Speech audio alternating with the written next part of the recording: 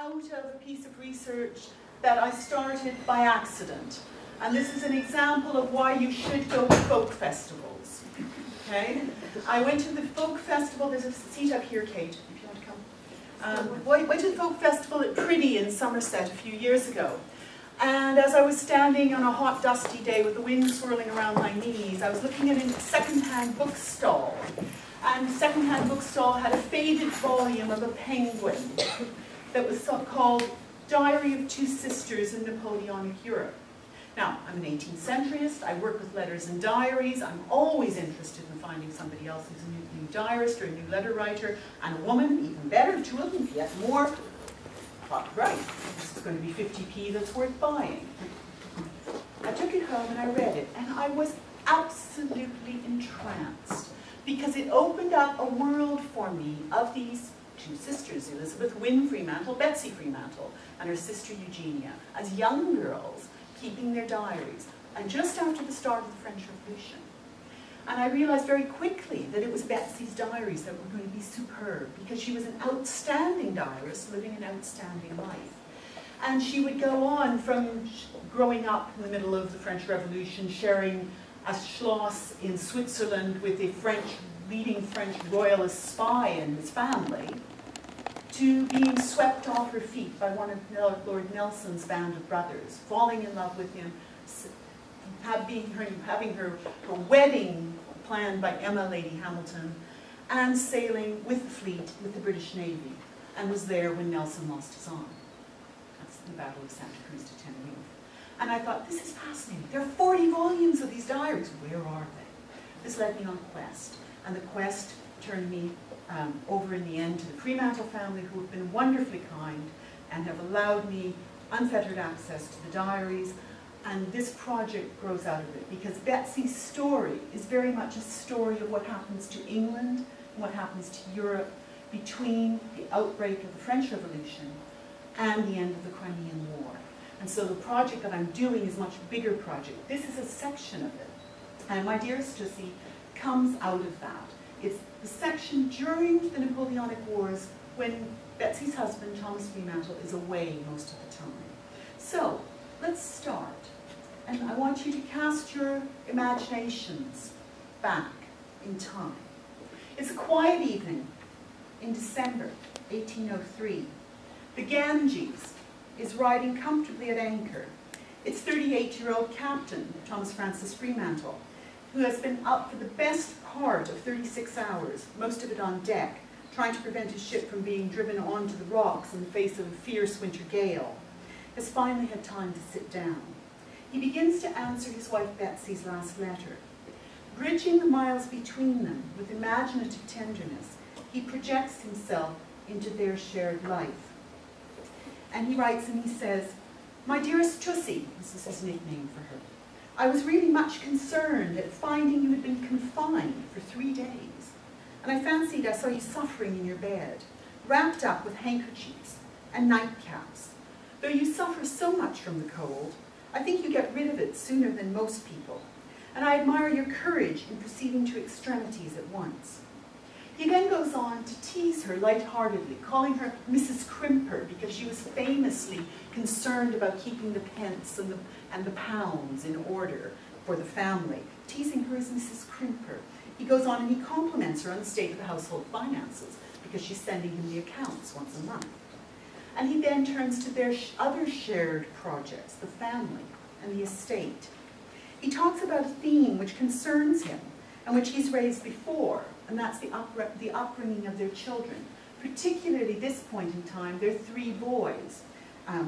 They're aged 5, 3, and 2, so they're still very young. But of course, now that he's at sea, the whole upbringing rests in her hands. And as an ambitious man, who needs to be able to make his fortune and has a reputation to make, he's very realistic about the fact that his sons' financial futures and their prospects are going to depend on their way of making their own way as well, just as he did. So consequently, he warns Betsy not to mollycoddle them. And this is something that he says over and over again in the letters in various ways. Don't let your great affection for your children lead you to humor or spoil them, as they have to seek their fortunes in the great world, bring them up hardy, so that their constitutions may not suffer hereafter. And even a little, about 2 or 3 weeks before that, he'd written in another letter just to reiterate that. He says, "It is in their interests alone that I speak, and I'm sure nothing but a robust constitution will ever enable any man to make a figure in the naval service of Great Britain." So you can see already, he's thinking, these 5-year-old, 3-year-old, and 2-year-old, where they're going to go. He wants them to be in the Navy. They've got to be strong enough. They've got to be fit enough. She can't mollycoddle them. It's up to her to bring them up. From the family, he goes on and he turns to state affairs. And he's talking about the kinds of things that they share. She was right, by the way, to get Hawkins' cottage rethatched. And if the villagers persist in stealing the stakes that are supporting the new trees that they've planted, she should threaten to stop donating coals to the poor. And could she please do whatever it takes to get their obstreperous neighbor to fix the new path and finish the bridge? Only then does he return to his own situation. He knows that she's a good sailor. She's sailed with him in the past. And she's sailed with him in all sorts of weather. So he knows that she'll understand when he explains to her what kind of a night he's just had. He confides in her, "I was so much alarmed for the ship that I carried an immense press of sail the whole night and never left the deck for 1 minute. All the head was fairly washed away, and I was for a time under great apprehensions for the safety of the ship." He ends the letter warmly, reassuringly, again, coming back to finances. "My dearest Betsy, do not torment yourself about money concerns. I am so satisfied of your prudence that you may depend upon my making up any deficiencies that may arise. Pray do not harass yourself by thinking too much about it. Do you, my Betsy, go on as you have always done, which is the greatest possible comfort to me. Peeper my girls for me, give them a kiss. Whip Charles and Henry, and tell Tom, that's the oldest one, that I hope he continues to be a good boy. Remember, he's 5. That he is obedient to his mama and shows a good example to his brothers and sister." Now, let's fast forward to another snapshot. Let's fast forward a decade to 1812. By 1812, the Fremantle family is complete. There are 8 surviving children, 5 boys and 3 girls. Tom, that eldest son, is now 13 and at Eton. Charles, one of the ones that was supposed to be whipped, has already been launched on his naval career at 11, and he's back at home at this point in time to recoup his strength after an illness and supposedly learn his French. Thomas Francis, the father, has risen to become Rear Admiral, and he's now based in Sicily, where he's heavily involved in diplomacy and in securing the Adriatic as the Napoleonic Wars are starting to wind down. He's still fiercely ambitious for himself and for his family, but his naval and his diplomatic successes have been lauded, and his career is now firmly established. Having been at home for no more than 3 years in the last decade, he's basically home enough just to make sure they have 8 children. He has gained an ever-growing respect for his wife's practicality, her unflappability, and her unfailing good sense. Always his friend and lover, she has over these years become his full working partner, more than capable of running the family, the estate, and whatever social politics is necessary to forward his career or the family's best interests, because this is a face-to-face world where knowing people matters, where using your networks matters, and the naval family is like a political family at this period in the 18th century. You need someone who can play the political and the socio-political game. Betsy, in turn, over these years has gained a great deal of confidence in herself and in her judgment, and she's become the rock upon which he and the rest of the family depend. So let's look at this second snapshot. This is Swanbourne, what it looked like in 1805, which is a sketch from of Betsy's own, and what it looks like pretty much today. It's the evening of the 4th of February, 1812. In a small country house in Swanbourne, Buckinghamshire. The fire has been lit, and 6 of Thomas and Betsy's children are already in bed. It's the end of a long, busy day, and Betsy's sitting down to write to her, quote, dearest husband. True to her careful practice, she numbers her letters, just in case any are lost in transit. This is number 49. It's been a long time since August 1810, when he last left for sea. And while she longs for his return, and she lets him know that she misses him, she never whines or complains. She's not Fanny Nelson. Okay, and this is one of the things that's important about her. She never, ever whines or complains, no matter how upset she is that he's gone. Instead, she astutely reaches out to him through her prose, through the letters she writes, to create an enticing, virtual family circle that he will find seductive, bringing him and the home and the children, some of whom, actually one he's not seen at all, and one he's only seen as a very tiny baby, bringing them to life before his eyes. And so she's sitting down with the fire lit, and she writes, and she says, Emma and Charles, now 11 and 10, are making so intolerable a noise in their conversation with their cousin Fanny, who's staying overnight with them, that I scarcely know what I'm writing at this moment. Luckily, it has struck 10, and I shall send them to bed, when I hope to have a moment's peace. But she's clearly said something to the kids, saying, come on, pipe down, quiet down a bit, I'm trying to write to Dad. Something like that. Because all of a sudden, the next thing that's on the letter is a little interjection from Emma, in her own hand, saying, Dear Papa, indeed, we are very agreeable company, and I only wish you were here to make more noise. But I must go to bed, or else Mama will be in a pet. And Betsy then goes on. And you can see in that going on some of the concerns that she has. I often think that when you first return among us, you will be made quite nervous by the children after having been so long accustomed to their noise. And of course, that's not something that's unusual for families that have been split apart, either by war or by long service, work service. This is a concern that you'll find as easily expressed today as it was in the turn of the 19th century. And Betsy goes on to try and make sure that she's built him into this family.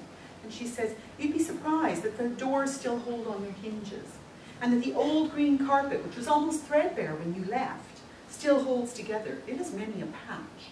But I'm determined to make it do until you come home. I wish you would have witnessed my agony yesterday, when Charles led the Shetland pony into the library.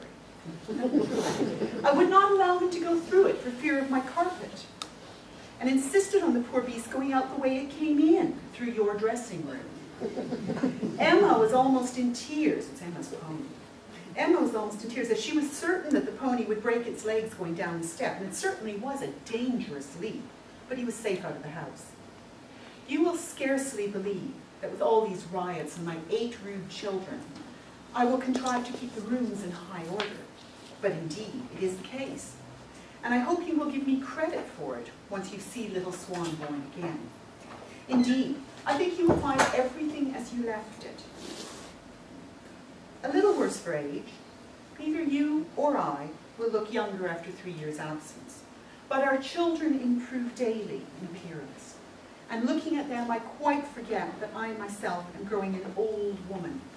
I dance and play with them, and you would be amused to see me become so active. Betsy was all of 33 at the time. She then goes on to talk about their shared acquaintances and local gossip and naval and national news, building him in, providing him with that framework of like, things he doesn't have while he's at sea. She warns him that the political world is in a mess. What else is new? The ministers may be turned out at any moment.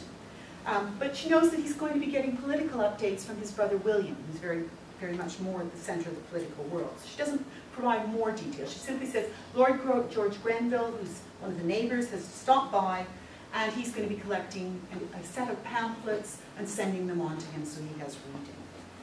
Okay? And she ends her letter reassuringly returning to another one of her husband's themes about the children. This time, it's about the daughters, and not the sons, because Thomas Francis is as concerned that his daughters do well as that his sons do well. And for him, it is absolutely crucial that the daughters' posture is perfect. How they stand matters, because they will be judged as ladies on their stance. And they're growing up in the country, so they could potentially not be paying enough attention to it. They need the elegance of movement, not grace, that's going to allow them to make successful social entrees and successful marriages. Betsy, of course, shares this ambition, but she also wants the children to be children as long as possible. And Emma especially, she thinks, is at a crucial age, at 11, moving towards young womanhood, where she needs to be really healthy. And so she writes to him saying, "You might not approve of this, but Emma spent the day out washing her pony's feet. I am so delighted to see her amuse herself like a perfect child that I let her fly her kite and brush down her pony, provided she holds herself up like a gentlewoman in the drawing room, and that she plays on the piano, à ma façon, as a lady should, of course. And if you were here, you would do the same." And in this instance, as in many others, Betsy got the last word. Now, one of the things about the 18th century, and the late 18th century particularly, if you are familiar with your Jane Austen and Persuasion, you'll be familiar with that couple. This is Admiral Croft and Mrs. Croft, who are the ideal couple in much of Austen's writing. They're probably the absolute ideal of a shared complementary partnership with a truly admirable man and an admirable woman. And this idea of an ideal marriage, and an 18th century ideal, is very much what the Navy tended to be, and the naval marriage was often depicted as. And a good naval marriage was actually a partnership. It was based on personal affection and trust, on shared interests and commitments, but it's all developed over time. And this is one of the things that the Fremantle marriage shows us. And what I want to talk about with the time that I've got left tonight is just sort of take you through a little bit about the strategies and the shared goals of the families, the things that they did to try and improve the family's place in society, to bring them on socially and politically, and of course in the Navy. Navy and nation are entirely wound together for the Fremantles. So what we're seeing is a case study of a working naval marriage, a developing partnership that is dedicated to advancing the family in the Navy and the nation socially and politically. It fits into the kind of overarching work that's being done on this new cultural history of the Navy that's being created. People like Nicholas Roger, who's written Command of the Ocean, has asked for and has specified, he said that until we get the side written of the women who stayed at home and the women who supported the sailors at war that made the British Navy work, we'll never understand how the Navy actually operated. And Betsy's story and the story of the Fremantles at this point in time when they're separated by war fits very much into that model. So we're looking at a family that is representative of many ambitious families of the day. They're striving to better themselves and their family's future prospects. They're energetic, they're hardworking, and they're committed. They're committed to each other, their children, and to their shared larger projects, be they the estate, the larger family future, or the future of the country itself.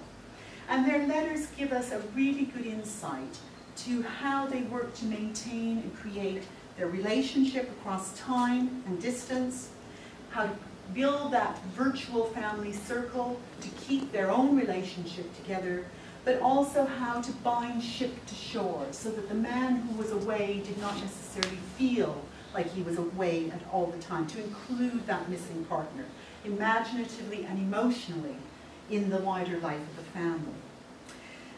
Now, in doing that, the letters also do something else. They provide a space, in this case particularly for the man, to be vulnerable, to be able to talk about the things that he can't actually say to the other men on shipboard. So it tells us something about gender as well.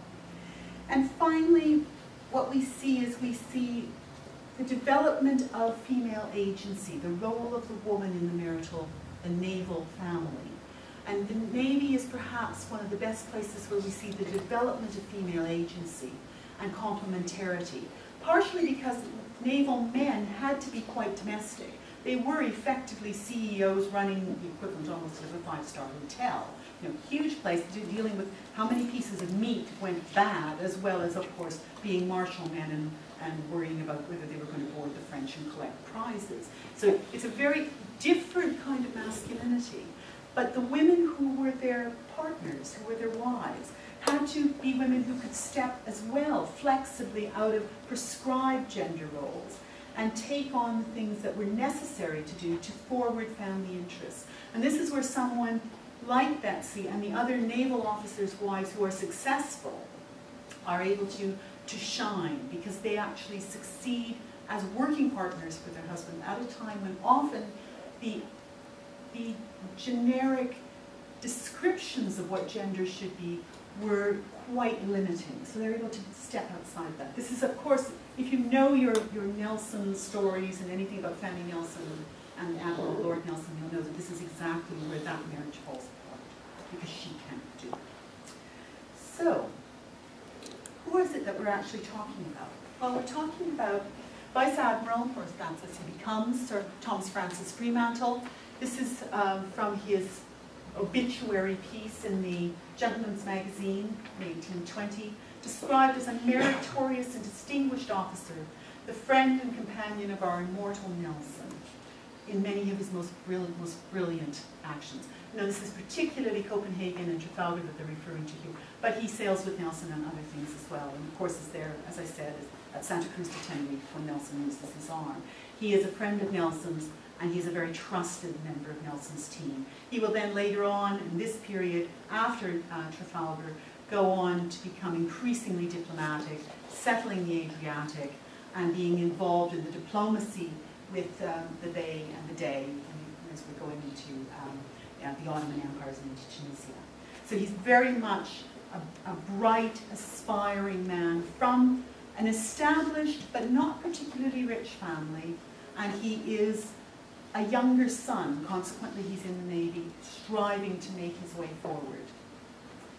He marries Elizabeth Betsy Wynne, Lady Fremantle. And Betsy Wynne comes from a fascinating family. It's a story in itself and another story itself, but she is technically the daughter of an English gentleman. The Wynnes are lords of the manor at Falkingham in Lincolnshire, but her dad is actually born in Venice to the English gentleman, Richard Wynne, and he is a wife who is an ex-Venetian courtesan. Wynne, Betsy's dad, runs with Casanova. Betsy Wynne's aunt, her father's eldest sister, is one of Casanova's first lovers. Okay? It's a fascinating mixture. Betsy herself is brought up on the continent. By the time that she's a teenager, she has met many of the crowned heads of Europe. She has traveled all across Europe. She is raised to be multilingual. She's an extremely talented musician, and she is completely inflammable. And I think probably living with the French emigre during the middle of the French Revolution in Switzerland and then fleeing from Napoleon's armies probably had something to do with that. She's very, very calm. But as you can see, she's also got the kinds of attributes that a man who is wanting a wife who can help him socially has got. She's good enough looking. She doesn't have to be beautiful, but she's good enough looking. But in particular, she's got the multi-languages, multilingual, and musical. Okay, and of course, she's got social skills. So these are our two people, Chalus Francis and Elizabeth Betsy.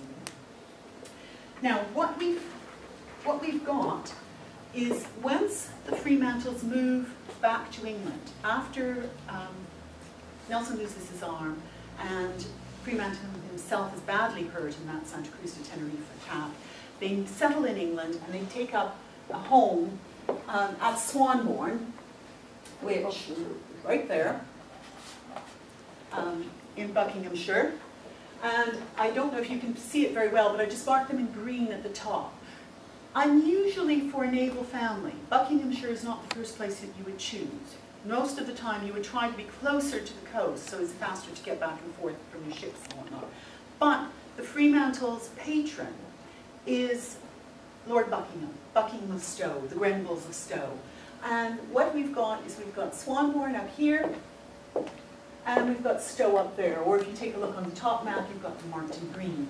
They're within easy hour and a half, 2 hours worth of carriage drive from each other, just close enough that you can drop in and out to make sure that you can play the political games you need to play, be social, but not be standing on somebody else's doorstep.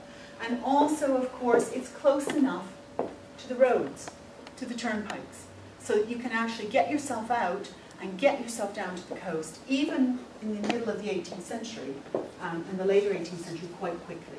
So it's a good location, but it's particularly chosen as a political location, in small p political. So this is where the Fremantles are situated. Now, I said that Betsy doesn't whine or complain, but no matter how much she doesn't whine or complain in her letters, her diaries tell us that she's often quite upset when Thomas goes back to sea. And you get this kind of comment. This is 1800. This is Betsy who's only been in the country for 2 years. This is a woman who spoke French as her first language. She's switched to English over the years. Her English becomes impeccable. But she is here in England with still very few contacts in 1800. She has sisters, and that's really about it. And Fremantle goes to sea. She's left on her own. And one of the first things that a woman who's going to be left on her own in the 18th century needs to be able to do is establish a network. She needs networks of people who can support the social agenda that the family has, the personal agenda. She needs people to support her, to help her, and she also needs people who can support them politically. So here she's saying, poor little Tom is distressing her because over the day he's inquiring, when's Daddy going to come home, when's Papa going to be home. In 1803, Fremantle goes back to sea again, second time. And he himself doesn't really want to go because Fremantle's quite a domestic man. He quite enjoys being at home. And so Betsy's saying now, I feel not a little anxiety at being left alone with 5 such young children and so much to manage. Because of course, as soon as he goes, all the burden of the estate, as well as the family, as well as the social and political forwarding of the family falls on her shoulders. But she's built her networks by this point in time. And so very quickly over the time that she's in the country, she's building up a wider and wider network. She has the network of the Fremantle family to begin with, but she's very good at creating networks among friends, and both in the local community and then in London. And here, 1805, Mrs. Banks, who's a friend actually of her mother's and father's originally, knew that Fremantle was going to be called away to sea and immediately asks her to dine with them the day. And she says, I went with my sisters, and she was extremely pleasant and attentive to me. And this is the kind of thing that happens. You get this building of female networks. And this is where, when I was saying, you know, it's Patrick O'Brien meets Jane Austen. This is a Jane Austen world in many ways. Female networks matter because the women swap comfort for each other. They provide support. They provide friendship. They take care of each other's children. These are not necessarily naval women. Because one of the things about naval wives is they are scattered across the country. So there isn't that kind of a network of naval wives specifically. But there are women who bond together, and there are lots and lots of unmarried women and widows who are in Betsy's networks as well to support her. But it's not on to complain. You might complain in your diary, but you don't complain out in public. And so when Betsy meets Mrs. Blackwood in 1811, she comes back home after spending an afternoon with Mrs. Blackwood saying, she moans and bewails over her husband's absence until she sickened me. Had I begun to lament in the same way, we would have sung a dismal ditty together. Okay, this is very much the woman who gets on and does things. Okay, and so you've got a sense of where she's coming from. But she's not alone. Fremantle himself is also finding this kind of a separation very difficult. And what you get out of the letters is you get a sense of the kind of depth of feeling that these kinds of inevitable partings, often very, very rapid, you'd be called to sea and you need to be there the next day or a couple of days down the road. And here he is in 1805 from Portsmouth writing, and Betsy had been down there with him and she's on her way back. So you can imagine her in the carriage with a few of the children and the servant, the nurse basically, opening this up. My feelings are too poignant to suffer me to come near you, and those poor children whose absence from you I shall deplore until we next meet. Think well and seriously how much I am annoyed in every way, because he was hoping to stay longer. And you, I am sure, will compassionate me. However, submit I must, and I live only in the hopes that this accursed war cannot last long, or keep me any great length of time from all and everything I hold dear in the world. Keep up your spirits, and be assured how faithfully and affectionately I remain your loving husband. And when he's away at sea, he does the same kind of thing to Betsy that she does to him. He imaginatively projects himself into her world. And so we have letters like this one from 1801, where he is off cruising, and he's got plenty of time on his hands to be able to think about what's going on. You may rest assured I will not go to sea again without seeing you and my little ones. I suppose Swanbourne is quite gay now, and that all your roses are nearly in blossom. I should like to peep in upon you while you are perambulating in your parterre and giving your directions. And you can imagine that, because you picture the world that he's creating, what he's missing. And it is very much the importance of this back and forth correspondence that they use in this time period while they're apart that keeps him going. And it's just how important it is to him. And she often writes and she'll say, you know, I don't have anything new to tell you. I don't have anything to say. And, you know, and then just recounts the details of the day. And he'll say things like this. He said, I've just received your letter of the 4th, which you have the modesty to say contains nothing. I, on the contrary, think it contains everything, as I am assured of the health and happiness of all I hold dear in the world. Indeed, I think it the most interesting, and you can have no idea how an arrival revives and comforts my spirits, which are not so good as they used to be. And this is one of the things you get through his letters. Often he'll be quite down, a little bit depressed, a little bit bleak. And if you are a naval captain at this point in time, one of the things that you've got is you've got a gap between yourself and the men who are under you. And so there is a degree to which even the most sharing of men, or the most open of men, wouldn't have been talking about some of these things with the men that he had as his officers. And so there is an isolation in the leadership. And the letters provide him both with the opportunity to be vulnerable, to say, I miss you, I'm lonely, I'm not feeling very well, I'm depressed. And also to be able to build that network so that he has somebody to actually talk to on that other level. And what they're doing with the letters, and one of their key strategies then in maintaining their relationship, is this building of a virtual family circle. And Betsy is particularly good at making sure that he knows about what the children are doing. And Betsy doesn't wear her heart on her sleeve at any point in time. She is not one of these ooh-la 18th century heroines. She's very much a sensible, rational woman who doesn't ever say, I love you, I miss you. What she does say is she says things like, Billy's always out, and he runs away from us all. He wants you much to keep him in order. Okay, and that's very clear, you know, it's very, very pointed. And then she goes on. Cecilia's about 3 at this time. And she was just a baby when he left. Cecilia amused me, singing all night, God Save the King, and Oh, What Can the Matter Be, and a multitude of songs. She often keeps me awake for several hours, I should say hours in the night, but she is such a fussy little puss, and a dear little darling. but I cannot send her back to her own bed. So you've got the picture there. This is Mum in bed with her little girl. And that intimacy, that warmth, that family image will have been imprinted in his head. My whole Fremantle tribe send their love to you. And then again, Cecilia again. She cannot understand why you are never at home.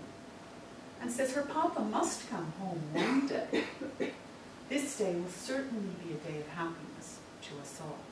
So you can see quite neatly how she's twisting things and building him in to this family circle that she's creating and that she's sustaining. Giving him a feel and a flavor for the children that he doesn't really know. Fremantle himself is doing the same thing. He's concerned often. This is not easy for a man who's very caring and very concerned about his children.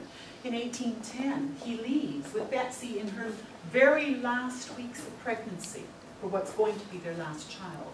And with one of their children, Louisa, seriously ill, who's been sent, she's a little girl, she's 4, coming 5, and she's been sent to Brighton with one of the servants to nurse her because Betsy can't travel.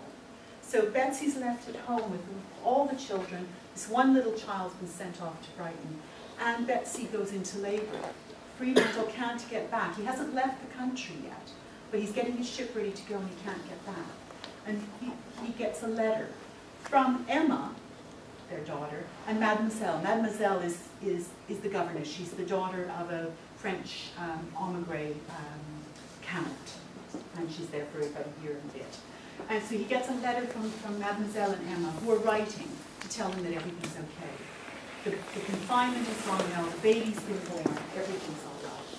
And he writes back to her to say, I need not tell you how much my happiness in life depends on your doing well. And the horror that appears at the contrary for my poor children makes me shudder. But I think I may now set sail with satisfaction as far as relates to you. The poor child at Brighton haunts me. And then, in about a month, the child at Brighton dies. And he gets a letter from Betsy. And of course, this is time and distance. You know, letters do not travel quickly in the turn of the 19th century. And he's left there knowing that she has been bereaved with a brand new baby. My dearest and best of women, how am I to begin a letter to you in answer to the very melancholy one I received 2 days ago, naming the death of our poor Louisa? Since the arrival of the Hibernia, that's the ship that brought the letter, I have not had the courage to put my hand to paper. And the anxiety I feel about you, as well as the distress of mine for our severe loss, has made me at times feel like poor Marianne in a state of stupor. His sister Marianne had lost a child a little while before and had been so bereaved that she probably had what we would think of as a minor nervous breakdown, you know, and was almost, I can't remember the word for it, almost like comatose for a period. But it's this level of, you know, what can I do? I'm away, I can't do anything. And all you can do is write and put your feelings on the paper. So it's this emotional networking, that building, that sharing of emotion that the letters give us examples of. But remember, this is a man who is a martial man. He's a naval man. He is going to make his family fortune on how well he actually does at sea. And so consequently, he has to balance that martial naval vigor against the personal, the intimate, the emotional.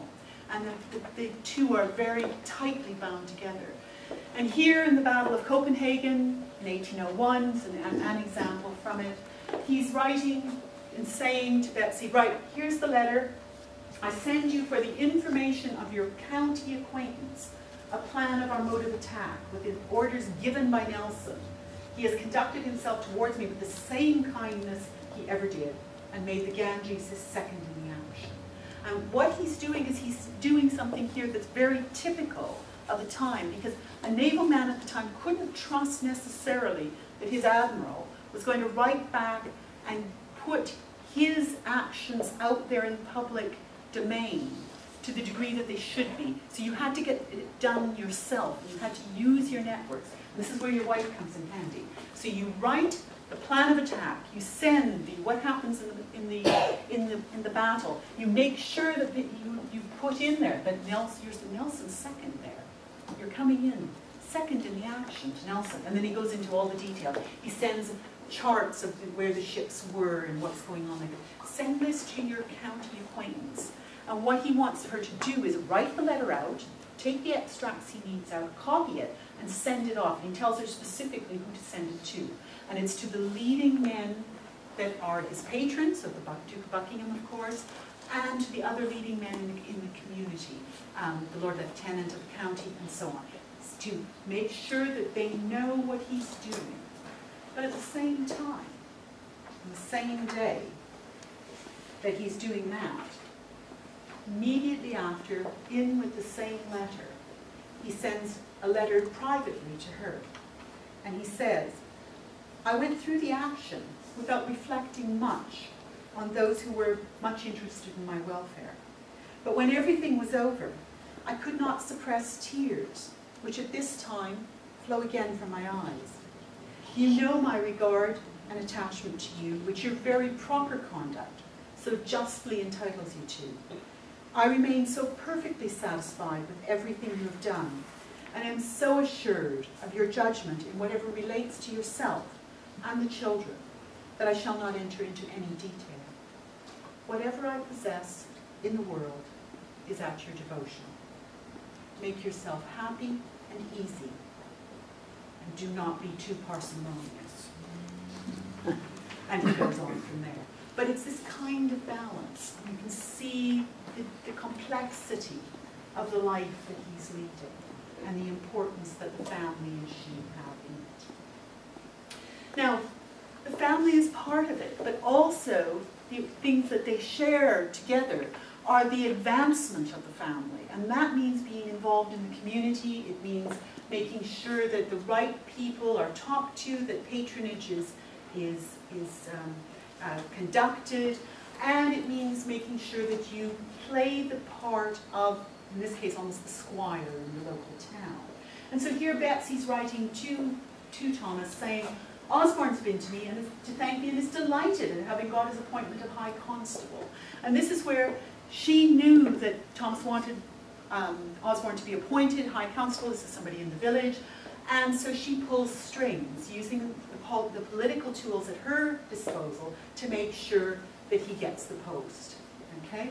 And it's that kind of political maneuvering, small p political maneuvering, that you see her getting on with. But it's not just that. You're not only placating the local sort of gentry, but you want to make sure that you're also building in, as the people who are effectively the squires in the community, the local people. So that means going around and visiting the poor in the village, and it means also sponsoring the Swanborn Feast, which actually still goes on now because it's been revived.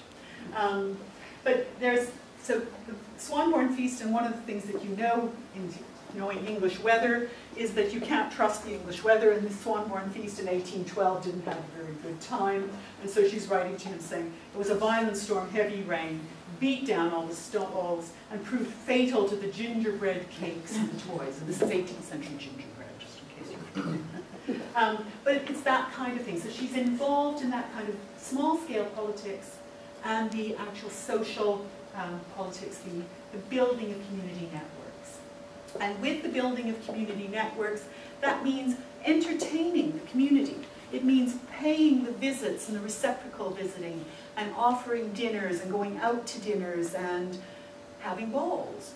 This is very much a Jane Austen world in that sense. You know, people are forever popping in and visiting and having a cup of tea and then going out and inviting somebody else to dine. And here she is in 1812, writing to Thomas and saying, right, we've had the ball, all the neighborhood assembled by 9 o'clock, and the dancing began early and was kept up with great spirit until 6 in the morning. That's quite something. We supped at 1 and sat down 60 people. And I think, you know, if anybody, for anybody who knows the dining room in Swanbourne, there's no way you can put 60 people in it. You know, there's absolutely no way. So they must have actually put, and I can't find anything that says it, but they must have put out the equivalent of the marquee. Woodward and 4 of the band played. This is the band from Stowe, so she's got the Lord Buckingham's band. And it all went off uncommonly well. Lord John Pullet, who's one of the local young men of the day, was one of the best beaux, and a supply came from Stowe. So she's hosting, you know, a grand ball for the community, very much, you know, the kind of the Netherfield ball, Nethercutt ball. And that type of provision is very important at the time. She's also, of course, though, left to run an estate. And this is a girl, in the beginning, she is only very much a girl, she's only about 21 when she takes over running the estate, who grew up in Venice, largely. Very, very, very urban girl. Now, Thomas Francis knows more about estates, and so when he goes off to sea the first time, he actually leaves her with this wonderful, I think this is brilliant, wonderful set of instructions about what the estate should provide. And you know, you've got your butter and your cream and your milk and your eggs, and you do this and you do that, and you make sure that the farm horses are fed on beans. And I love the fact, and I'm sure most farmers would, my brother would anyway, that the produce of the sale of the butter ought to be sufficient for paying all the expenses of the farm, except for the haymaking and the harvests. Now, one of the things that's interesting about Betsy is Betsy falls in love with doing this. She enjoys it. And for the rest of her life, she is going to be remarking every year somewhere on the haymaking and the fact that it's good weather for haymaking or bad weather for the harvest or something like that. So it's something that she very much moves into doing. And she's good at it. She obviously enjoys it because the fact that the estate grows under her supervision. And one of the markers of the growing amount of confidence that you see Thomas Francis have in her over time is that she takes over more and more of the control of the estate. He's very concerned about it in the beginning, realizes that she can do it, and as he gets busier with the diplomacy, she takes over more of the running. And as I said, she's an incredibly diligent bookkeeper. She grumbles about doing books occasionally, but she does the books continuously. She sends the household accounts to him once a month, and we have account books for her all the way through from her marriage in 1719, well basically when they get back to England, 1798, through to 1854. In detail, and she actually does a reconciling at one point in time for 20 years worth of her expenses according to her income, and is very proud of the fact that she actually wasn't out at all. It's terrifying. But you know, she's good at it, and she does it. Again, this is one of the places where female agency, you may think, you know, this is a girl who hasn't gone to school. Well, technically she hasn't. She was taught by tutors at home. But the skills are there. And they were instilled, and they're very much used, and she passes them on. But of course, the other skill that she has that she's got to use quite often is that skill of being just that little bit charming, using her social skills, that training she got as a child in terms of dealing with the elite and with the social world. So here she is, how do you make things work in a small community? Well, you make sure that you get the right people on side, and you do a little bit of buttering them up if necessary. So Thomas Francis writes to her and says, if you could by any means continue to manage Blick, who's the neighbor, so as to persuade him to make a path down the other side of his clothes, it would be of wonderful service indeed. I would not have you make use of my name, because I know what a mule is. But I think with management it might be accomplished by saying how much you would like to have it done before I came home, and so on. With your prudence and softness, I think it might be better managed than by me. And he was right, and she got it done. And she manages to charm Blick through the years. Of course, she also needs to be able to forward the interests of her family. She's bringing up this big brattery, as she calls them, of children. And she's got to find ways for the boys, at least, to have careers. The girls, of course, will be aiming to marry. And in order to do that, with Fremantle away, she needs to have networks. And she needs to have networks of men as well as networks of women. And here she's using her connection to the Buckinghams of Stowe to forward the career of Charles, the second son, because while Thomas Francis had wanted his eldest son, Thomas Francis, the second later Lord Cotslow, to go to sea, Betsy was having none of it. She said, there's no way, he's not going to sea, he's not the right type. And so young Tom is going to get sent off to university. He's going to get sent to school and sent to university. Charles, however, the second son, is going to get sent to sea. And so here she is in 1812, negotiating. She's been in contact with Lord Buckingham, and they're working about what's the next best thing to do with Charles. He's been to sea already, he's come home, he was ill, we're sending him back to sea now. Okay, and Buckingham is pulling strings for Charles, just as he had just pulled strings for Thomas Francis. And here he is saying, he's advised me to send him with Sir Thomas Hardy. Okay, this is Nelson's Hardy, okay, in the Ramillies. And I do not think he could be placed with a better officer. I shall avail myself of so good an opportunity for the boy. Notice that, I shall avail myself. She knows that there's no sense in saying, do you want me to do this? Because by the time the letters turn around, the opportunity will be gone. She's got to be able to make the decision. But she's doing it so that he knows what's happening, and it's the kind of decision he would agree with. So, in other words, here we go. Sir Thomas Hardy's going to the Halifax station, which Sir George Warren commands. Lady Warren is going out in the Ramillies to Bermuda, and Lord Buckingham will recommend Charles to their notice that in case of illness, he may be taken to their house and attended to very particularly. And that's really important as well, because that's the naval networks. And so that if Charles, as the son of a leading officer, gets ill, he will be taken in and cared for in a way that another midshipman wouldn't do. And that naval network operates very, very effectively. As I said, young Tom, their oldest boy, needs to go to school instead. And so the network she uses for that is the family network. And Thomas Francis's younger brother has very good connections to the court.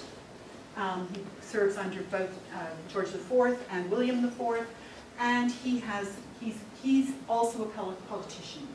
And so consequently, he takes young Tom under his wing. And so here she's writing to her husband, to Thomas Francis, saying, your brother, William, is particularly anxious Tom should get a double remove this Easter. Okay, he's at Eton, she wants him to get a double remove. He's a very good student, a very good mathematician, I think that's from his mother. I know the poor boy has been fagging very hard lately, and I've written to urge him to persevere in the hopes that he will get this double step, which would be a great honor and glory. Okay, and again, this notion of how the family succeeds. Okay, naval success, school success, and later on political success. All of these are going to be important. Well, as the children grow up, she's going to do the same with the others. You must recollect poor Harry. He will be 11 in May and has a turn for the Navy. By now, she's just simply saying, right, okay, Harry's coming up to the age, he wants to go to the Navy, right, let's do this. I think, why not send him to Portsmouth Academy? And by the time that Charles is going back to sea, this is very clearly what her role is. I shall therefore prepare his mind and his wardrobe for his departure. And as a naval mother, her job was dual, and it was this kind of duality with the boys. With the girls, she spends a great deal of time making sure that they've got the right skills, the right accomplishments. When the governess goes back to France, she takes over their education. She does what many middle-class mothers would be doing today. She's running them back and forth to dancing classes by carriage in Aylesbury, which is, it's about 18-mile round trip, so it's not exactly a short trip at the turn of the 19th century. But she's doing that. She's also taking them to London when she can, to be able to get their polish and get extra singing lessons and extra dancing lessons. And of course, it's in London particularly where the social politics and the patronage are going to take place, that using social situations for political ends. And Fremantle, at the beginning in 1801, is going to write to her the first time that she's going to go as a young wife on her own to London, and he's going to say, be careful, because London, everybody knows everybody, and you've got to watch your reputation. You've got to be really careful with what you do, who you see, who you visit. Now, the key problem that Betsy's got is she's Catholic. She's Catholic, Fremantle is Protestant. They're bringing their children up, the boys are all being brought up Protestant, the girls are all being brought up Catholic, which is not all that surprising at this point in time for mixed faith marriages. But for Fremantle in 1801, it's still important that she is very careful when she's out in London about who she mixes with. And he says here, you know, I want you to practice on the pianoforte. That's important because, of course, the music becomes a way into London society. She can perform at private parties. She can be known as, you know, the virtuoso pianist, which she is, and all of that. That's great. So continue your musical acquaintance. But do not cultivate the Dillons, or popery people. Okay? The Dillons, of course, are leading Catholics at the time. You know what I mean, and don't let anybody persuade you to visit those I have guarded you against. But you must, here's her list, you must visit Lady Parker. These are all naval connections. Okay, important naval connections. Visit Lady Parker at Cumberland Place. Likewise, Mrs. Lambert, another naval connection, who is on, I couldn't read which street. And she's wife to Captain Lambert of Saturn, one of our squadron. And if you hear anything of Mrs. Holloway and Miss, do go and call on them too. But you must not say a word of Miss going to be married, mind you. Okay, this is because of the fact that he's actually told her that Miss Holloway is going to get married, and yet it's not out in London society, so she's got to keep stum about that. And so it's that kind of thing, just a little bit of intimacy there. Perhaps the biggest place, other than London, where social politics mattered and where politics itself really mattered was at Stowe. Okay, and this is where the family's patron lived. This is the Grenvilles at Stowe. And Betsy is a favorite there. And this is very important. And it's absolutely crucial for Fremantle. He couldn't have chosen a better wife for the Grenvilles of Stowe, because Lady Buckingham at this point in time is a Catholic. Lord Buckingham is a Protestant. They share religion. Lady Buckingham and Betsy get on very well. And the Buckinghams are very fond of the Fremantle children. And Betsy is very, very astute at making sure that the children come and are shown off at their best and then go away, and only come a few at a time. Okay? And so there's a lot of careful maneuvering around what they do and how much time they spend at Stowe. And the other thing, of course, that she's got is the Temples and the Grenvilles at Stowe are massively fond of music. And so she has a reel in there because she can play songs and play glees and play whatever there is for hours on end. And she does.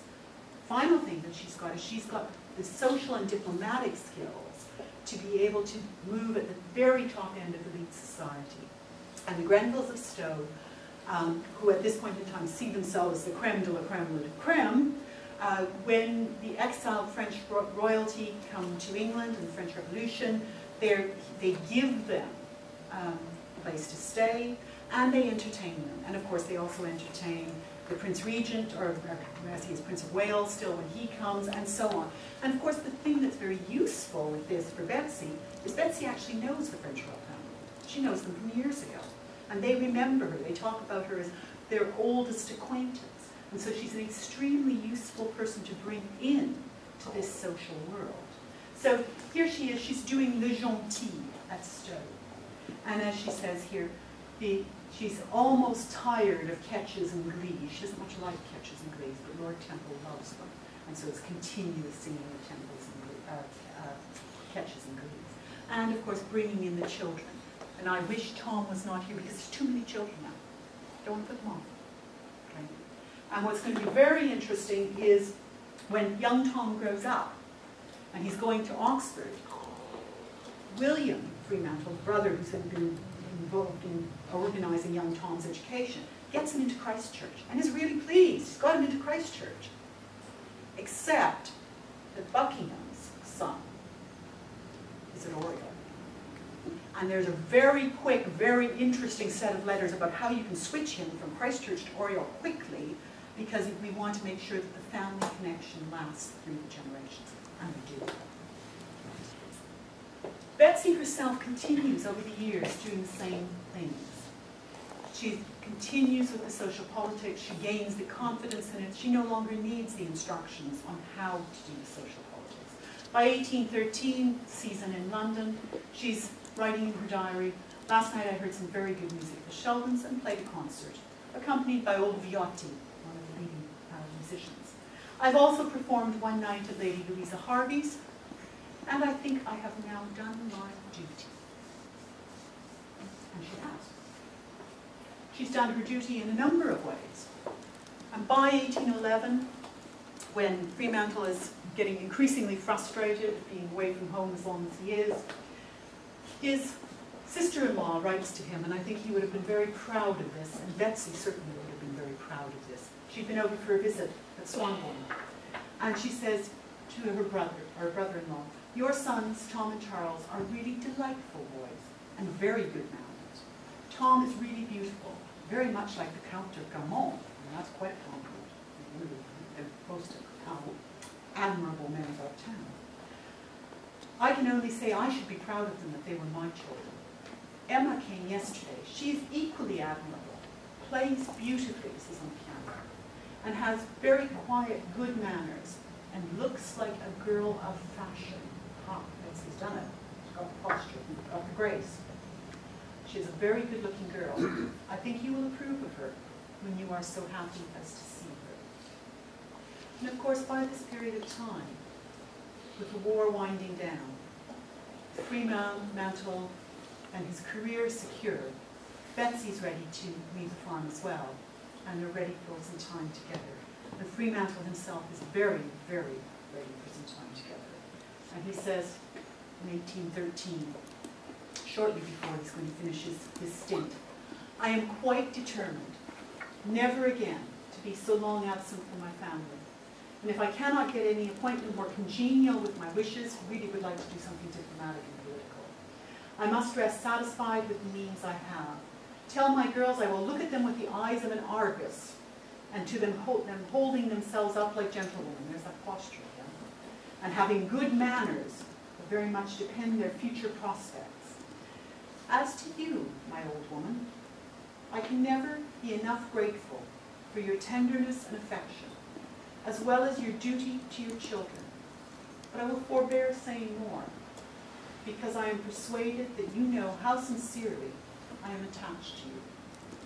That to you and to you alone do I look for all the happiness I am to expect in the world." Thank you.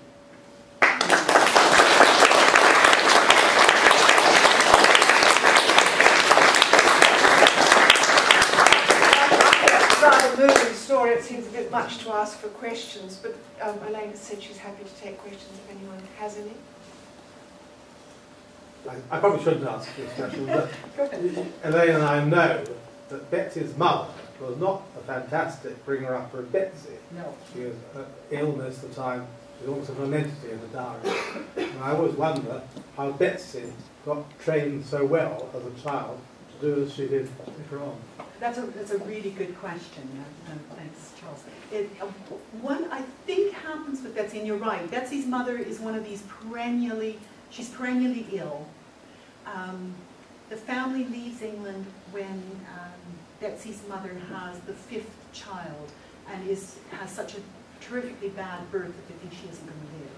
And for the rest of her life, she seems to be in periodic, if not continuous pain. So what exactly was wrong with her, I don't know, but it was very definitely something gynecological. It leaves her very unhappy, and she's unhappy anyway. It's not a happy marriage. But what Betsy does, and there's like I said, there's a whole other story to tell for Betsy's coming of age. But as a young teenager, we can see in Betsy's diaries that she's evaluating all the women she meets. And she watches them, and she comments on them. And the ones that she praises are the ones that she sees as being good mothers and good wives, and how she defines that. And I think what she does is she's picking and choosing, and she's modeling. She's one of these women who says, "I'm not going to be my mother." And certainly what we know is that she brings up her children in a much more relaxed atmosphere.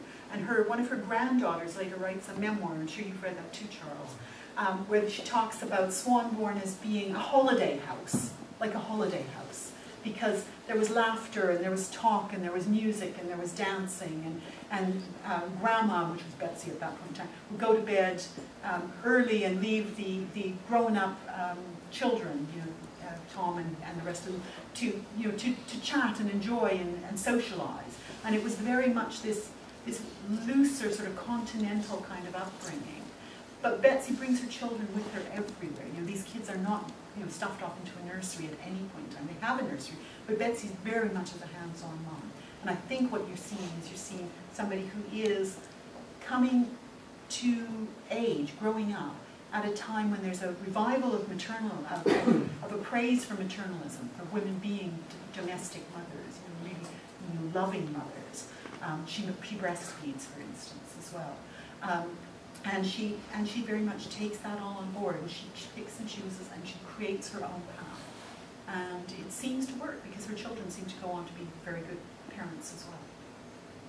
And how long did they have together? Did he come back in 1830, 6 or 7 years? They get back together in 1814, and then they go off to Jersey, and from there he then pulls his flag down, and they spend a number of years in Italy, which is a very interesting period in itself, because while they're in Italy and he's technically on, he's not not in employment, they use that as a period to be able to build up the kind of grand scale expatriate network that's needed, because what he's waiting for is the next appointment. He knows what he wants. He wants to be Commander-in-Chief of the Mediterranean, which is the second most important position in the Navy, I would argue. Second, or would I even call it the first? Well, he didn't have many ships in his command in the end, really. No. He had 3, I think it was. But it was an important command at the time. And he ends up waiting for that, waiting for the politics and the political,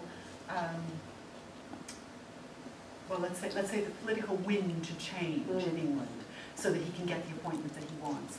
And then he then is appointed by 1820, by December 1819, beginning of 1820. When did he die? He's dead, yes. So they really only have another 5 years, 5, 6 years. And how old was he then? He's born in 65, so he's not that old. Not at all. At that point in time, he could have had years to go. Some of the naval men stay on. Yes. Some of the naval men will stay on and stay active for the next 25 years. Yeah. Could I just ask? I don't know whether Thomas Fremantle did very well on prize money, but did the kind of vulgar aspect of money ever enter their correspondence as to how he was doing with that sort of acquisition? They don't write about it, between the two of them, him saying, I've just done X and I've got X amount more money. What he does tend to do is say things like, make sure that you can draw on so and so for money. There is money there. Don't stint yourself. There's always this "don't stint yourself," because of the fact that I think probably because her father was a bit of a spendthrift. She's always careful, and so she's always watching the pennies. And because they do have a finite amount of money, they don't have a huge amount of money. She's a co-heiress, but she's not a huge co-heiress. So they're always concerned. He doesn't do badly, but he's not going to come home and be able to sort of buy the granules of Stowe out either. Yeah, Linda? Yeah, it's very interesting. You said that the men were raised, boys were raised as Protestants and the girls as Catholics. And why was it the case anymore? It was the tradition at that time? Or? No, it wasn't. It's unusual, actually. But because Betsy is a Catholic,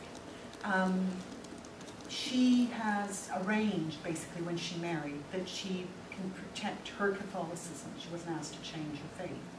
And what you get with a number of families at this point in time is that the boys in those families are raised Protestant because that means they can be full citizens. This is before Catholic emancipation. And if you were a Catholic, you wouldn't have been able to serve as a politician, for instance. Your citizenship would effectively be limited. And so consequently, if the boys are raised Protestant, well then they can do anything they want to do. And the girls then become the keepers of the faith, quite literally. They carry the faith with them. So you do find this amongst a number, I've run across this in a number of families. No one's really written about this that I've been able to find, and I'd like somebody to do that, because I'd like to know more about just how widespread it was, but certainly at least until the 1820s when we get the Catholic emancipation, it is something you see happening. Sorry? Damage their marriage prospects. Yes, that's very true. Actually, what's ironic, though, is it doesn't seem to damage marriage prospects in Betsy and Thomas's generation. When it damages marriage prospects is in their daughter's generation. And that's because by the 1820s and 30s, we have a rising tide of evangelicalism in England. And even though we've got Catholic emancipation, the anti-Catholicism of the period is very, very strong. And Emma, young Emma here that I've been talking about, never marries because the man that she becomes engaged to goes, they get engaged while he's in Italy, well they're all in Italy. And he goes back home to get his father's permission, and father won't give him his permission. And basically she's effectively jilted, and she never does marry.